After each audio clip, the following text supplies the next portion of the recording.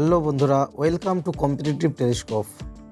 আজ 23শে জানুয়ারি নেতাজি সুভাষচন্দ্র বসুর জন্মদিন। চলুন জেনে নেওয়া যাক নেতাজি সুভাষচন্দ্র বসুর অজানা ইতিহাস। নেতাজি সুভাষচন্দ্র বসুর সম্পূর্ণ জীবনী। নেতাজি সুভাষচন্দ্র বসু জন্ম 23শে জানুয়ারি 1897, উড়িষ্যার কটকে। স্বাধীনতা আন্দোলনে বিশিষ্ট ভারতীয় বিপ্লবী নেতাজি সুভাষচন্দ্র বসু। মৃত্যু নেই। 2023 সালে নেতাজির জন্মদিন 23শে জানুয়ারিকে পরাক্রম দিবস হিসেবে ঘোষণা করেছে ভারত সরকার। বাবা ছিলেন বিশিষ্ট বাঙালি আইনজীবী জানকীনাথ বোস, মা ছিলেন প্রভাবতী দেবী। বোস প্রেসিডেন্সি কলেজ কলকাতা থেকে অধ্যয়ন করেন। সেখান থেকে তাকে জাতীয়তাবাদী কার্যকলাপের জন্য 1916 সালে বহিষ্কার করা হয় এবং স্কটিশ চার্চ কলেজ থেকে 1919 সালে স্নাতক হন। ইংল্যান্ডের ক্যামব্রিজ বিশ্ববিদ্যালয়ে ভারতীয় সিভিল সার্ভিসের জন্য প্রস্তুতি নিতে যান। 1920 সালে তিনি সিভিল সার্ভিস পরীক্ষায় 4র্থ র্যাঙ্ক করে উত্তীর্ণ হন, কিন্তু 1921 সালে এপ্রিলে ভারতে জাতীয়তাবাদী অস্থিরতার কথা শুনে তিনি তার প্রার্থিতা ত্যাগ করেন এবং দ্রুত ভারতে ফিরে আসেন। 1938 সালে তিনি ত্রিপুরায় ভারতীয় জাতীয় কংগ্রেসের সভাপতি নির্বাচিত হন এবং একটি জাতীয় পরিকল্পনা কমিটি গঠন করেন। সেপ্টেম্বর 1939 দ্বিতীয় বিশ্বযুদ্ধের শুরু। ভাইসরয় লিনলিথগো ভারতের পক্ষ থেকে যুদ্ধ ঘোষণা করে দেয়। ওই সময় নেতাজি ফরওয়ার্ড ব্লক তৈরির কাজে ব্যস্ত ছিলেন।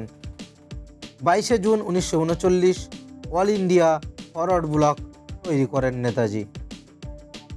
তিনি বলেছিলেন, আমাকে রক্ত দাও, আমি তোমাদের স্বাধীনতা দেব। স্লোগান দিয়েছিলেন জয় হিন্দ, স্লোগান দিয়েছিলেন দিল্লি চলো। জুলাই 1940 কলকাতায় একটি ব্রিটিশ বিরোধী মিছিল চলাকালীন ব্রিটিশ সরকার তাকে গ্রেফতার করে। জেলবন্দি অবস্থায় আমরণ অনশন শুরু করেন নেতাজি সুভাষচন্দ্র বসু এবং স্লোগান তোলেন, release me or I shall refuse to live. সপ্তাহখানেক পরে নেতাজির শারীরিক অবস্থার অবনতি হলে ব্রিটিশ সরকার তাকে জেল থেকে মুক্ত করে, কিন্তু বাড়ি পাঠিয়ে গৃহবন্দী করে, অর্থাৎ হাউস অ্যারেস্ট করে রাখে। প্রসঙ্গত উল্লেখ্য, নেতাজি মোট 11 বার জেলবন্দী হয়েছিলেন। নেতাজি সেই সুযোগটাকে কাজে লাগিয়ে জার্মানি গিয়ে ব্রিটিশদের বিরুদ্ধে লড়াইয়ের ছক কষেন, কিন্তু তিনি জার্মানি যাবেন কিভাবে? 16 জানুয়ারি 1941 রাত 1:30 নাগাদ ঘুমন্ত নগরী থেকে গোপনে ভাইপো শিশির কুমার বোসকে সঙ্গে নিয়ে এজেন্ট মোহাম্মদ জিয়াউদ্দিন ছদ্মবেশে কালকা মেল ট্রেন ধরে দিল্লিতে পৌঁছান এবং সেখানে ট্রেন বদলে পেশোয়ার যান। এবার মোহাম্মদ জিয়াউদ্দিন নাম ছেড়ে আলাও বোবা পাঠান ছদ্মবেশে আফগানিস্তানে প্রবেশ করেন এবং ট্রাকে চেপে আফগানিস্তানের রাজধানী কাবুল পৌঁছান। কলকাতা থেকে কাবুল যেতে নেতাজির সময় লেগেছিল 15 দিন, কিন্তু ব্রিটিশ সরকার খবর পেয়েছিল নেতাজির পলায়নের 12 দিন পরে। আফগানিস্তান থেকে ইটালিয়ান অ্যাম্বাসেডর এর সঙ্গে যোগাযোগ করে তিনি অর্ল্যান্ডো মজাটো ছদ্মনামে পাসপোর্ট বানিয়ে ইতালি রওনা দেন। তারপর 2রা এপ্রিল 1941 জার্মানির বার্লিন পৌঁছান। তিনি চেয়েছিলেন জার্মানি ও অন্যান্য মূল ক্ষমতাধর রাষ্ট্র ভারতকে স্বাধীন রাষ্ট্র হিসেবে ঘোষণা করুক, কিন্তু সেই পরিকল্পনা সফল হলো না, কারণ হিটলার দেখতে চেয়েছিল ব্রিটিশদের হাতে পরাধীন ভারতকেই। 2রা নভেম্বর 1941 ফ্রি ইন্ডিয়া সেন্টার তৈরি করেন। 19 ফেব্রুয়ারি 1942 নেতাজি অর্ল্যান্ডো মজাটো ছদ্মনাম ছেড়ে আজাদ হিন্দ রেডিওতে আত্মপ্রকাশ করলেন।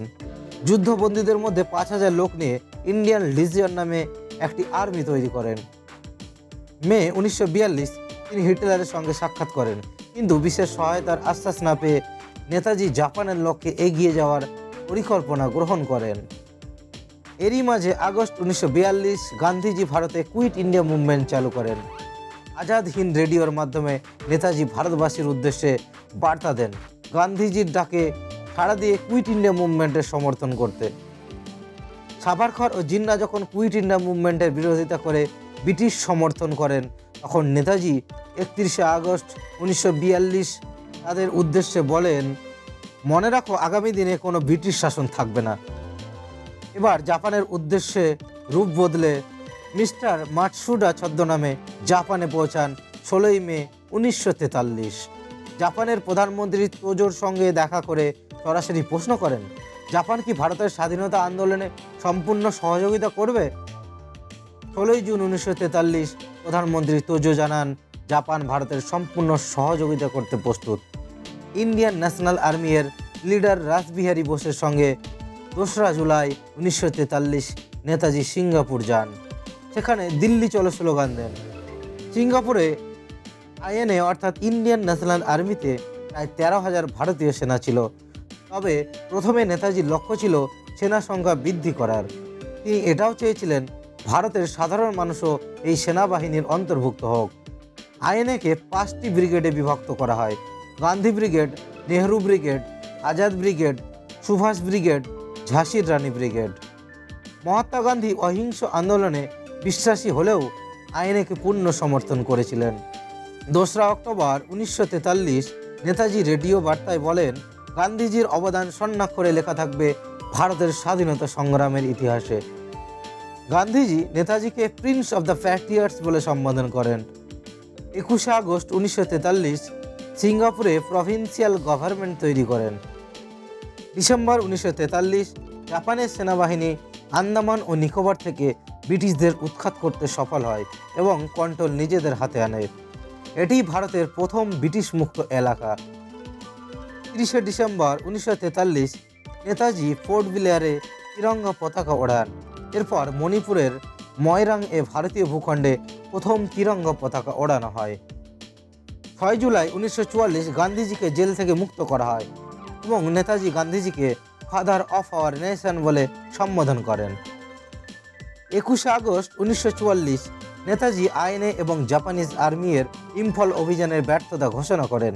তারপর নেতাজি আবার সিঙ্গাপুরে ফিরে আইএনএকে পুনর্গঠন করার চেষ্টা করেন। 1945 সালে তিনি রাশিয়া যাওয়ার পরিকল্পনা গ্রহণ করেন। 17 আগস্ট 1945 নেতাজি তার সঙ্গী কর্নেল হাবিবুর রহমানকে নিয়ে প্লেনে যাত্রা শুরু করেন। 18 আগস্ট 1945 দুপুর 2টোর পর উড়ন্ত প্লেন দুর্ঘটনায় অগ্নিদগ্ধ হন নেতাজি সুভাষচন্দ্র বসু।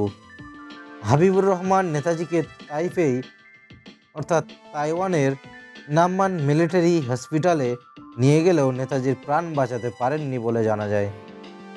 এই বিমান দুর্ঘটনা কাহিনী বিশ্বের দরবারে রহস্যের ইতিহাস রচনা করলেও নেতাজি বেঁচে আছেন প্রতিটি বাঙালির হৃদয়ে, ভারতবাসীর অন্তরে অন্তরে। জয় হিন্দ। ভিডিওটি দেখার জন্য সকলকে আন্তরিক ধন্যবাদ। নতুন নতুন গুরুত্বপূর্ণ ভিডিও পেতে, নতুন নতুন তথ্য পেতে চ্যানেলটি সাবস্ক্রাইব করে সঙ্গে থাকবেন।